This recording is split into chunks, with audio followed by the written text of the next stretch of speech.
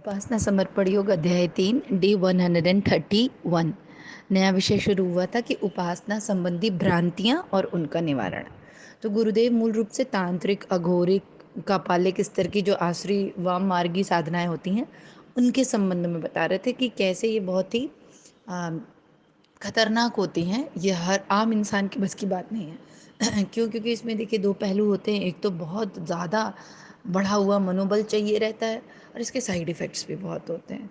और इसमें अंतःकरण की शुद्धि उस स्तर पर नहीं हो पाती जिस स्तर की अंतःकरण की शुद्धि हम लोग अपनी राजमार्ग की साधना में कर लेते हैं। आगे गुरुदेव इसमें कहते हैं कि बिजली भौतिक शक्ति है, उससे कई काम होते हैं, पर साथ ही तनिक सी असावधानी से प्राणघातक संकट भी खड़ा होता है। हाँ, जैसे बिजली होती है, बिजली से हम बहुत अच्छे अच्छे प्रोडक्टिव काम भी कर सकते हैं। क्यों? क्योंकि देखिए आज इलेक्ट्रिसिटी है, उसके कारण ही हमारे पास प्रकाश की सुविधा है, लाइट की सुविधा है, फ़ैन की सुविधा है। अपने घरों में रहते हैं, घरों में रहते हुए ही सारे काम भी कर ले रहे हैं। आज कोरोना है लेकिन लाइट है, हमारे पास इलेक्ट्रिसिटी है, घरों में इंटरनेट वगैरह, ये सारी जो चीज़ें होती हैं ना, मशीनरी, ये हमें हेल्प तो बहुत करती है।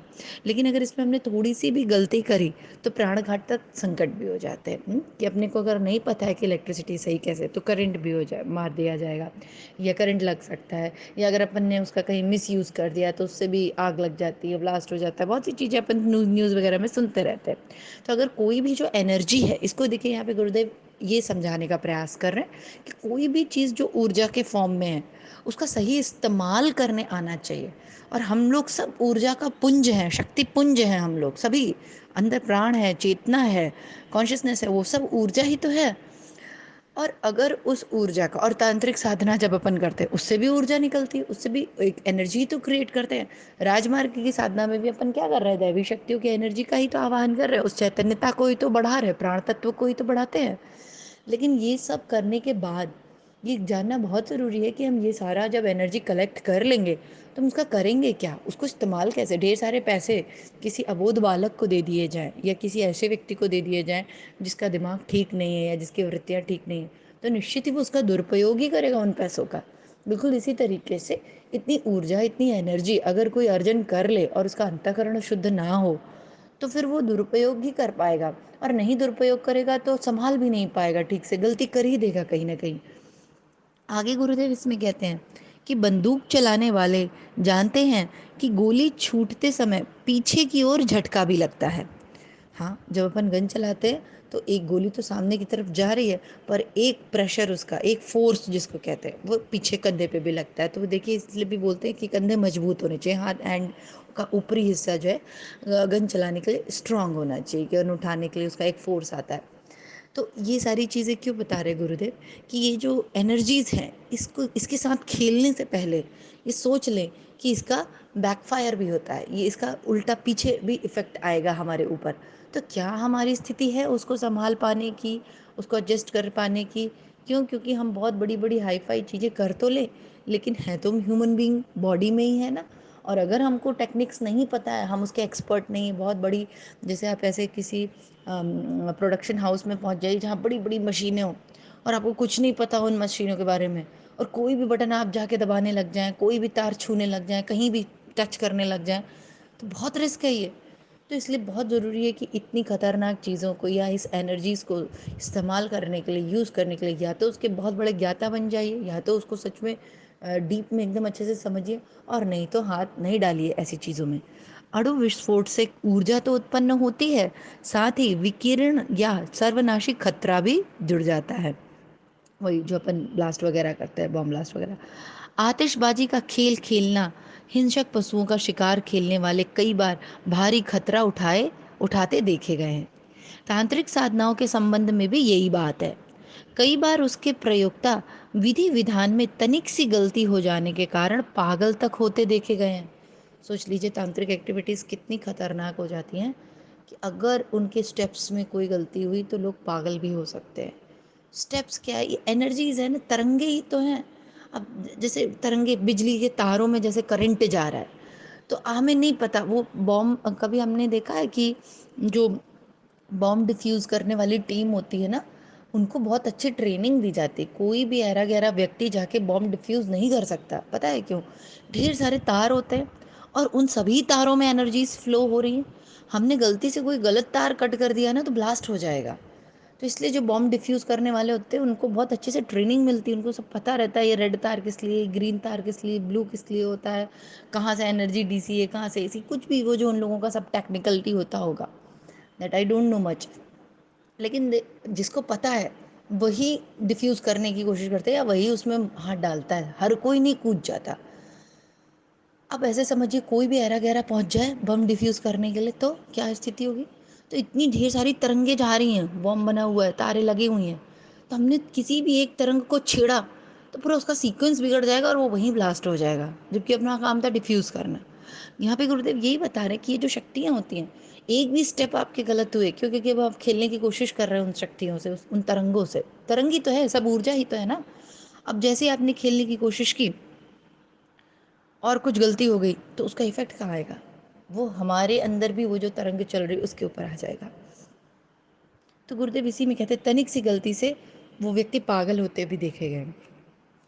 भौतिक शक्तियाँ सभी ऐसी ही होती है, भौतिक भौतिक शक्तियों की बात की जा रही है। ये जो जड़ हमें प्रकृति दिखाई दे रही है ना, इनमें भी शक्ति होती है। माँ सावित्री कुंडलिनी और तंत्र गुरुदेव की एक पुस्तक है, उसमें अपन पढ़ेंगे कि माँ गायत्री चैतन्यता की अगर शक्ति हैं तो माँ सावित्री जो है भौतिक जगत की जड़ जड़ शक्ति हैं वो।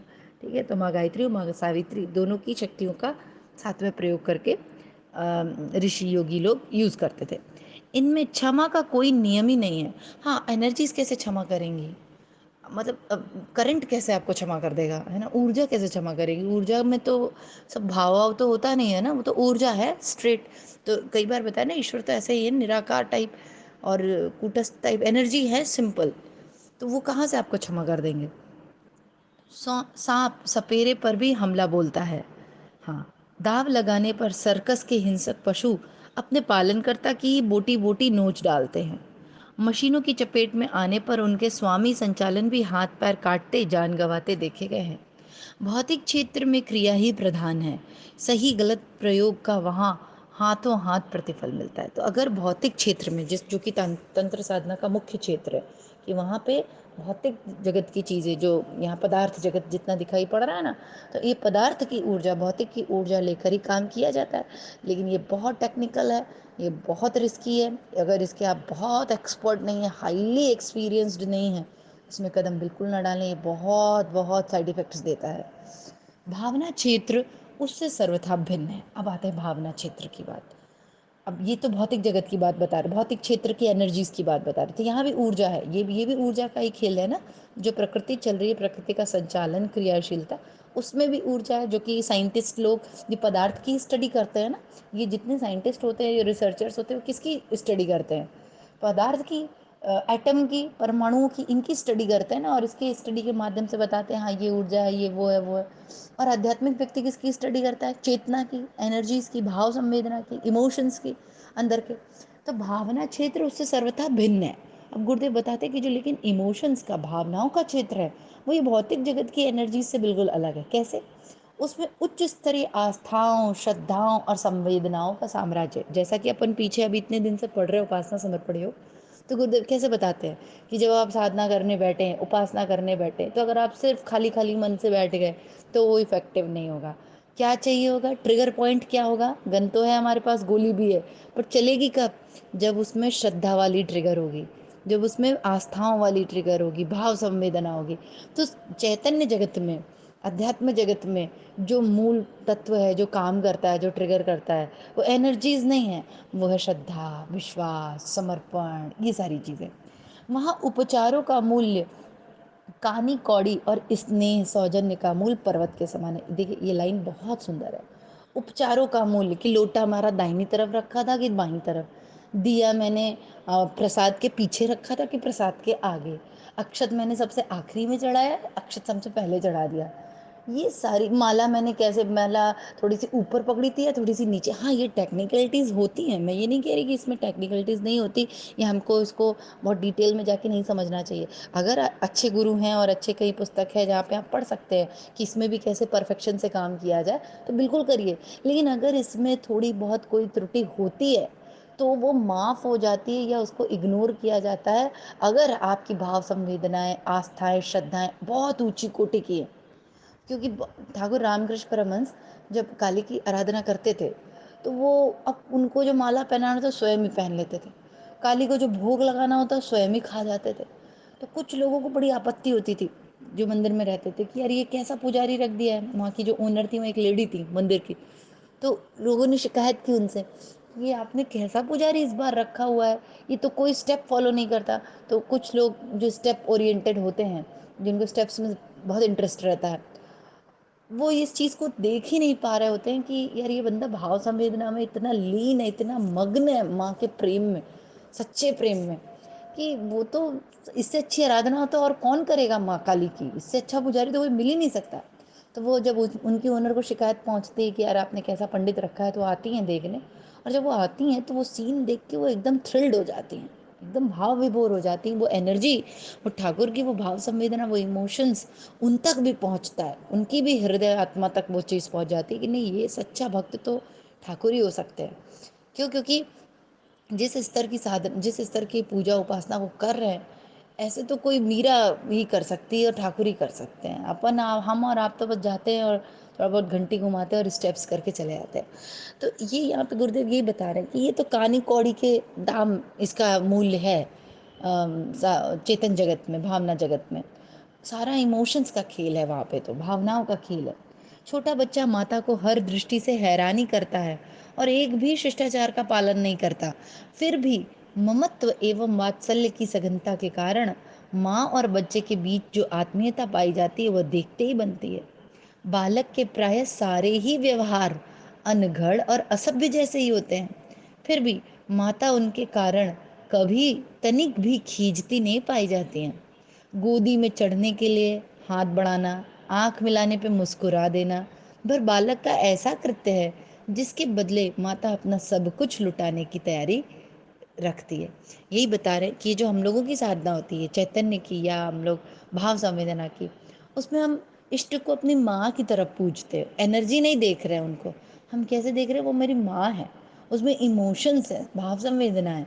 तो अब जब माँ के साथ तो बच्चा क्या क्या नहीं करता, कई बार तो सूसू पॉटी भी कर देता है, पर माँ गुस्सा नहीं करती है, कभी क्रोध नहीं करती है, उल्टा माँ अपने बच्चे को हृदय से लगा लेती है। दक्षिण मार्गी उपासना मार्ग के साधक और साध्य के इसी प्रकार के भाव भरे आदान प्रदान चलते हैं। उनमें कर्मकांडों का अधूरापन या व्यतिरेक कोई खास बाधा नहीं डालता। उचित तो यही है कि हर वर्ग और स्तर के लोग नियम और मर्यादा के परिपालन में सतर्कता बरतें और सही तरीका ही अपनाएं। देखिए गुरुदेव यहाँ पे कह रहे हैं कि अगर आप स्टेप्स नहीं का फॉलो करेंगे या नियम और मर्यादाओं का फॉलो नहीं भी करते, तो माँ बुरा नहीं मानती हैं, क्योंकि वो तो जगत जननी है। लेकिन गुरुदेव अंत में ये भी कहते हैं वही की बात कि अगर आप परफेक्शन चाहते हैं तो उसको भी ठीक से करें। क्यों? क्योंकि हम अपने भौतिक जीवन में कितना परफेक्शन चाहते हैं, मेरा घर परफेक्ट हो, मेरा किचन परफेक्ट हो, मेरा ऑफिस परफेक्ट हो, मेरा टाइम मैनेजमेंट अच्छे से हो। तो जब अपन हर चीज़ इतना मैनेज तरीके से स्मार्टली कर रहे हैं, टेक्निकलिटी से, और बहुत अच्छे से सब कुछ सुंदर से बना के रखा हुआ है, तो उपासना को भी सुंदर बनाओ, मंदिर को भी सुंदर बनाओ, पूजा के भी स्टेप्स सुंदर सीख लो। लेकिन हाँ, ये इसमें कोई बंधन नहीं है कि अगर मान लीजिए गलती से एक दो स्टेप ऊपर हो गया, फूल नहीं चढ़ा, तो माँ को ही उस दिन क्रोधित होके एकदम आपको श्राप ही नहीं दे डालेंगे कि आज फूल नहीं लाए, कैसे नहीं लाए फूल, मैं तो एकदम आग बबूला हो गई। नहीं, क्यों? क्योंकि फूल तो भावना से, वो तो भाव खाते हैं, वो आपका हमारा धूप बत्ती थोड़ी खाते हैं, फूल थोड़ी खाते हैं परमात्मा। लेकिन तंत्रिक साधना में ये स्टेप्स अगर एक भी स्टेप गलत हो गए, या एक भी जो उनकी टेक्निकलिटीज होती हैं कि इसके बाद ये वाला धागा यहाँ से यहाँ बांधो, ये वाले ये यहाँ ड्रॉ करो, ये वाला मंत्र ऐसे पढ़ो, हाथ ऊपर ऐसे करो, ये थोड़ा भी डिस्टर्ब हुआ तो व्यक्ति पागल भी हो सकता है, अपना माइंड भी खो सकता है। तो इसलिए गुरुदेव ने कहा कि उसमें देखिए तंत्र भ्रांतियां बता रहे थे गुरुदेव कि क्या भ्रांति हो जाती है।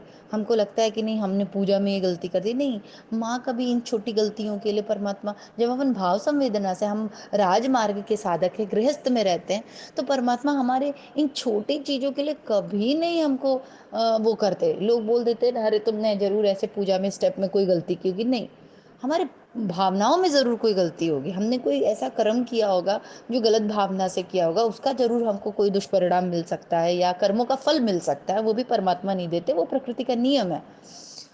लेकिन अगर ये कहें कि भगवान हमारे किसी स्टेप से गुस्सा होकर हमारे ऊपर आग बबूला हो रहे हैं, तो नहीं, हमारा कोई स्टेप गलत नहीं है। हाँ, भावनाएं गलत जरूर हो सकती है, कोई कृत्य ऐसा गलत हो सकता है जिसमें मैंने किसी को दुखी किया हो, किसी सोल को। और धर्म का मतलब ही है कि किसी भी आत्मा को ठेस ना पहुंचाना। तो अगर हमने किसी भी आत्मा को ठेस नहीं पहुंचाया, हमारे कर्म ठीक ठाक चल रहे हैं, हम किसी को दुखी नहीं करते हैं, सत्कर्मों में लगे हुए हैं, तो ये 2-4 स्टेप अगर ऊपर नीचे हो भी जा रहे हैं, पर हमारी करुणा भाव संवेदना ऊंचे स्तर की है, परमात्मा के प्रति भी और उनकी सृष्टि के प्रति भी, यह धरती के प्रति भी, लोगों के प्रति भी आत्मीयता है, तो ये सारी चीजें फिर असर नहीं करती है। तो इसी भाव के साथ आज का समाप्त करते हैं। मूल में गुरुदेव ने 2 भ्रांतियां क्लियर कर दी कि तांत्रिक साधना को हल्के में ना ले, इस भ्रांति में ना रहे कि वो इजी होता है और घुस जाए और किसी पे भी तंत्र करवा दो, कोई भी कुछ कर लो, तंत्र से अपने लिए कुछ कर लो। No, don't do that. सच में इसका साइड इफेक्ट्स होते हैं और हम सभी के जीवन में सुनते भी रहते हैं हम लोग के कैसे इसके साइड इफेक्ट्स आते हैं। कभी इसमें हाथ ना डालने का प्रयास करें, कभी नहीं, बहुत ही रिस्की मोड में रहता है ये। और रहा दूसरा हमारा साधारण राजमार्ग, ये एकदम ऊंची कोटि का है। इसमें पूरे भाव संवेदना के साथ, पूरे इमोशंस के साथ बस लय हो जाइए अपने इष्ट के साथ, सब सारी खुशियाँ, सारा आनंद प्राप्त हो जाएगा। और थोड़ा बहुत स्टेप में ऊपर नीचे हुआ भी तो इट्स वेरी इजी गोइंग। तो इसीलिए गुरुदेव कह रहे हैं कि इन भ्रांतियों से ऊपर उठे और अपने राजमार्ग में ही बने रहे। जय गुरुदेव, सभी को प्रणाम। हमारे YouTube चैनल को सब्सक्राइब करें और बेल आइकन को दबाकर ऑल पर क्लिक करें ताकि नोटिफिकेशंस आपको मिलती रहें।